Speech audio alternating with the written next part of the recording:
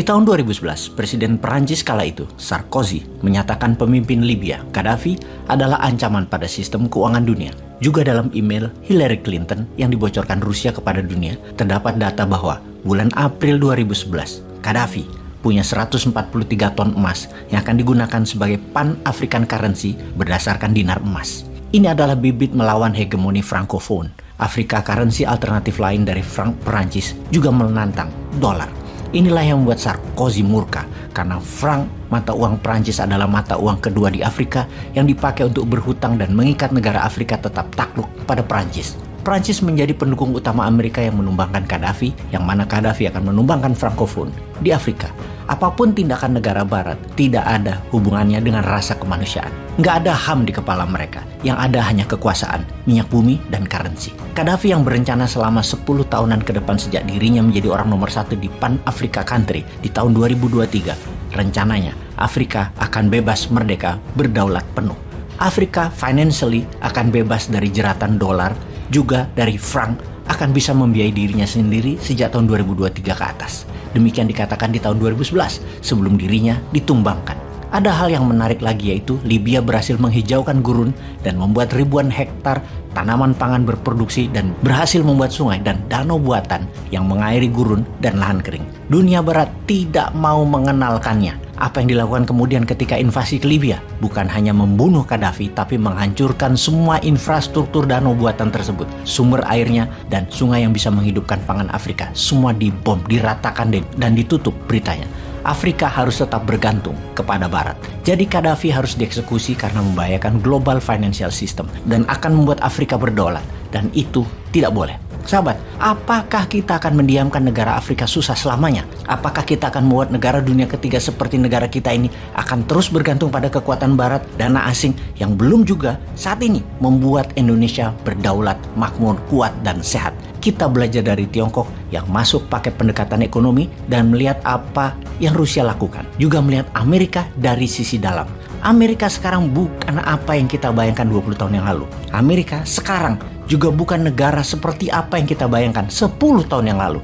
Amerika beda sekarang. Amerika sekarang lebih lemah, lebih rusak sistem kemasyarakatannya. Dan di dunia hanya kuat di sisi pencitraan. Dalamnya Amerika mulai kopong. Amerika 2030 lebih parah lagi. Masyarakat Amerika itu 43% kegemukan, tukang makan, tidak sehat. Dan biaya ketidaksehatan Amerika itu 1,5 triliun dolar. Bangsa Amerika itu bangsa yang sakit dalam arti sebenarnya. Tingkat kejahatan di Amerika di dalam negeri saat ini tertinggi dalam sejarah Amerika. Violent karena drug, karena kepemilikan kesenjataan saat ini sudah di level parah. Sebagian masyarakat Amerika mungkin bangga banget dengan American Second Amendment atau amandemen kedua Amerika yang memperbolehkan mereka punya senjata atau firearm. Ini bagi banyak pengamat pertahanan adalah sebuah kegoblokan hakiki. Masyarakat sipil boleh bawa dan punya senjata, itu kegoblokan hakiki. Bayangkan saat ini dalam perhitungan statistik ada 400 juta senjata dipegang oleh masyarakat sipil yang merupakan jumlah sangat besar. Lebih besar bahkan dari senjata yang dipegang sebuah negara yang oleh masyarakat Amerika bisa digunakan untuk membunuh sesama rakyat Amerika. Amerika merupakan negara terviolent di dunia di dalam negerinya dibandingkan negara manapun. Di dunia pada umumnya, no gun bagi civilian. Senjata bagi sipil adalah ilegal. Namun di Amerika bisa membuat Amerika saling bunuh yang datanya terus meningkat dalam 2 tahun terakhir ini dalam kekerasan bersenjata. Ada lagi hal yang menarik di Amerika. Politiknya banyak yang fake. Karena Amerika dikelola oleh elit corporate dan pengusaha elit, baik oligar lokal ataupun oligar globalis cabal. Politik di Amerika itu sudah tergadaikan. Elit politik dan pengusaha cabalis dari dulu mungkin sudah lebih dari 200 tahun putar-putar kekuasaan dan kekuatan keuangan mereka di mereka-mereka saja dengan cara yang sama, yaitu kapitalis elitis. Sahabat New Mind, kita membahas ulang tentang world domination. Bahwa kita semua tahu sejak 70 tahun terakhir dolar dan Amerika adalah pengendali kehidupan manusia di dunia ini. Amerika dan dolar adalah world order. Kemudian sistem kapitalis elitis adalah pengendali world wealth, 70% ekonomi dunia. Yang menjadi pertanyaan adalah, apakah dunia menjadi lebih baik?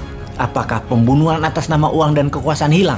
Apakah korupsi hilang dari muka bumi? Apakah dunia semakin sehat masyarakatnya atau nambah banyak penyakitnya? Apakah tidak ada perang dalam 70 tahun terakhir atau ada lebih 100 perang dalam masa itu? Apakah jarak orang kaya dan miskin semakin mendekat atau semakin melebar jauh? Apakah iklim cuaca dunia semakin friendly atau semakin parah dan merusak lingkungan? Banyak hal yang tumbuh, banyak hal yang baru yang canggih. Apakah membuat manusia menjadi lebih baik atau menjadi serigala yang memangsa sesama manusia? Manusia semakin buas terhadap satu dengan yang lainnya. Anda sudah tahu jawabannya. Tidak, dunia tidak lebih baik. Dunia dengan kendali di bawah Amerika tidak lebih baik. Banyak penyakit, banyak perang, kemiskinan, pelanggaran HAM tetap terjadi. Kekerasan yang dilakukan Amerika menimbulkan kekerasan balasan baik dilakukan oleh lawan politiknya ataupun sekutunya. Tiongkok pun bengis terhadap bangsanya dan rakyatnya atas nama nasionalisme. Demikian juga negara yang diserang Amerika seperti negara Afrika dan negara Timur Tengah. Jadi violent, jadi brutal, balas dendam. Yang ini tidak akan pernah berakhir sepertinya. Intinya, sistem yang saat ini dikendalikan Amerika doesn't work. New Mind punya solusi. New Mind punya konsep. New Mind bukan konfrontasi. New Mind kolaborasi. New Mind itu adalah alternatif. Dimulai dengan 2 gerakan ekonomi secara perlahan yang dilakukan oleh New Mind adalah gold payment system dan uang beredar di bawah, alias bawah dukung bawah. Dengan urun dana ala Koleganza, bottom of pyramid saling dukung, saling beli, saling invest. Dan kita tidak membalas dendam dengan kekerasan. Kita melakukannya dengan elegan. Kita buktikan di tahun 2024 semua itu terjadi. Indonesia yang terbaik.